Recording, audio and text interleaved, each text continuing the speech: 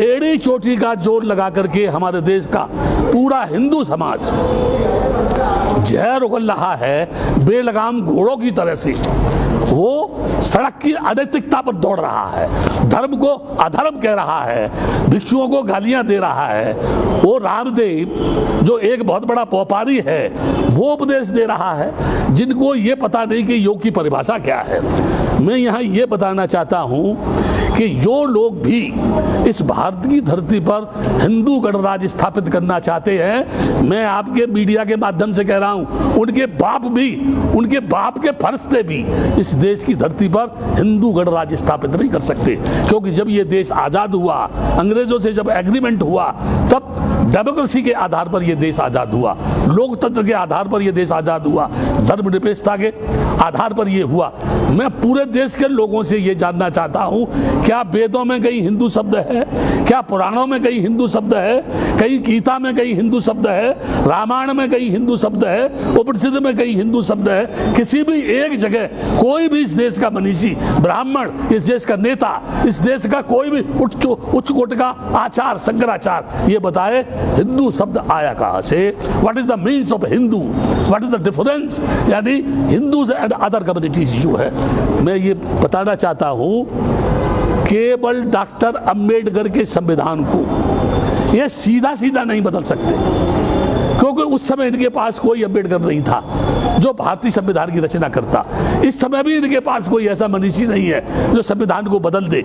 इसलिए ये राम मंदिर जो है, ये राम मंदिर के माध्यम से हिंदू गणराज्य लाने की कोशिश कर रहे हैं, लेकिन ये भूल गए जब 60 वर्ष की कांग्रेस सड़क पर आ सकती है तो इनके फरिश्तों को भी सड़क पर भीख मांगने से कोई रोक नहीं पाएगा। मैं यहाँ एक बात कहना चाहता हूँ, बड़े बड़े शहंशाह, बड़े बड़े सूफी, यानी हजरत आदम नबी से नीचे जमी के चल बसे थे, नूह किस्ती मान बल्ला यार वो भी चल बसे, जिनका जमी पे था लश्करो फौजो सिया, दिल के अरमा दिल में रहे यार वो भी चल बसे। आज हम उनके चलने का करते हैं भैया, लोग कल हमसे कहेंगे यार वो भी चल बसे।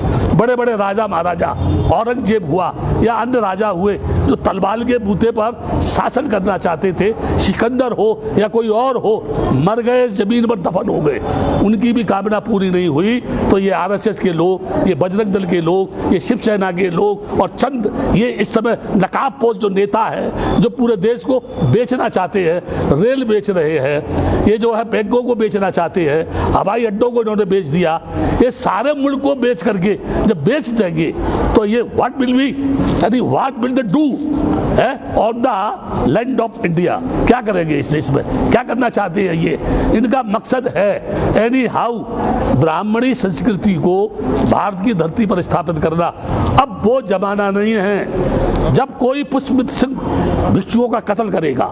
डॉक्टर अंबेडकर ने बुद्धिज्म को स्वीकार करके एक ऐसी यानी शैली, ऐसी फिलॉसफी, ऐसी भाषा, ऐसी वाणी, ऐसा दर्शन लोगों को बीच में दे दिया है। ज्यों ज्यों लोग डॉक्टर अंबेडकर को पढ़ेंगे, त्यों त्यों इस देश में बगावत करने वाले लोगों की संख्या बढ़ेगी। सच को कहना अगर देशद्रोही की श्रेणी में आता है, ब्राह्मणवाद की सच बात कहना अगर देशद्रोही की श्रेणी में आता है, तो मैं देश के लोगों से कहूंगा, मुझे किसी भी चौराहे पर खड़ा करके फांसी लगा दो, मुझे कोई आपत्ति नहीं है। लेकिन मेरे मरने के बाद भी मेरे जिस्म का एक एक कण ये बोलेगा ये बुद्ध भूमि है, ये बुद्ध भूमि है, ये बुद्ध भूमि है, ये राम जन्म भूमि नहीं है। अगर कोई ये कहता है कि राम जन्म भूमि है तो मुझे बताए राम का जन्म कैसे हुआ? वो कौन थे जिन्होंने चावल दिए थे? उन रानियों के संतान किससे पैदा हुई? मुझे लोग ये बताएं, क्या गोबर से गोरखनाथ होते हैं? क्या मकड़ी के पेट से मकरध्वज होते हैं? क्या यहाँ यानी घास से आदमी पैदा होता है? अगर पहले होता था तो इस सदी में कहीं ना कहीं तो गोबर से कोई बच्चा पैदा होना चाहिए, कहीं ना कहीं मकड़ी के पेट में से तो कोई पैदा होना चाहिए। ये झूठे, ये बेईमान, ये बदमाश, ये गुंडे, ये लफंगे इस देश की नैतिकता का तहस नहस करके फिर से इस देश को गुलाम बनाने की ओर ले जाना चाहते हैं, जो कभी भी संभव नहीं है, कभी भी इनकी भावना पूरी नहीं होगी। बुद्ध ने कहा पहले अपने आप को जीतो, उसके बाद दूसरे की जीतने की बात करो। पूरी दुनिया जानती है कि बुद्ध के आगा महाबोधि विहार बौद्धों का है। पूरा त्रिपिटक कहता है कि अयोध्या जो है साकेत नगरी के नाम से जानी जाती है। ये कह रहे हैं ये राम मंदिर है, और कह नहीं रहे हैं, उन्होंने उस जगह बाबरी मस्जिद को तोड़ करके राम मंदिर बनाने की शुरुआत कर दी। यहाँ एक प्रश्न है, जब वहाँ बाबरी मस्जिद थी ही नहीं तो आपने मुसलमानों को 5 एकड़ जमीन देने की घोषणा क्यों की? क्या आप उनको खुश करना चाहते हैं? और फिर ये अभी रक्षाबंधन आ रहा है, उसके साथ साथ ईद आ रही है, और ये 27 से फिर यानी 1-5 तारीख तक लॉकडाउन करेंगे। ये लॉकडाउन का मतलब क्या है? कोई भी आदमी किसी भी प्रकार की सरकार के खिलाफ बगावत नहीं कर सकता है, और वो जो चाह रही है उसे वो करेंगे।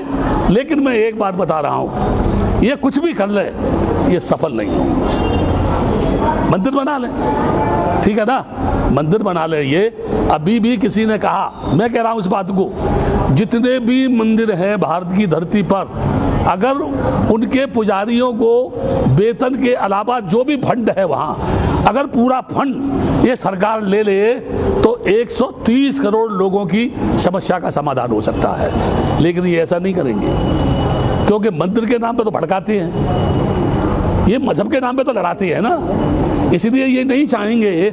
आप मुझे बता दीजिए, जिस भगवान को कभी देखा नहीं, जिस भगवान से कभी बातचीत नहीं हुई, जो भगवान कभी आया नहीं, जिस भगवान को पूर्वजों ने नहीं देखा, लोगों के बाप दादों ने नहीं देखा, और ये कह रहे हैं कि वो है, कहाँ है, किस जगह है? और फिर अंत में कहता हूं, जब आदमी ही दुनिया में नहीं रहेगा तो फिर भगवान को मानेगा कौन? इन मंदिरों में जाएगा कौन? इनकी पूजा कौन करेगा? इनको चढ़ावा कौन देगा? तो आवश्यकता मंदिर बनाने की नहीं, आवश्यकता आदमी के जीवन को बनाने की है, आदमी के जीवन को सुखी बनाने की है, लोगों को अच्छी शिक्षा देने की है, लोगों को अच्छी टेक्निकल एजुकेशन देने की है, लोगों की बेरोजगारी की समस्या हल करने की है, लोगों को नौकरी देने की है, नारी को पढ़ाने की, आगे बढ़ाने की है, उसकी नैतिक यानी शिक्षा के माध्यम से उसके चरित्र का निर्माण करने की है। तब जाकर के इस देश का भला होगा।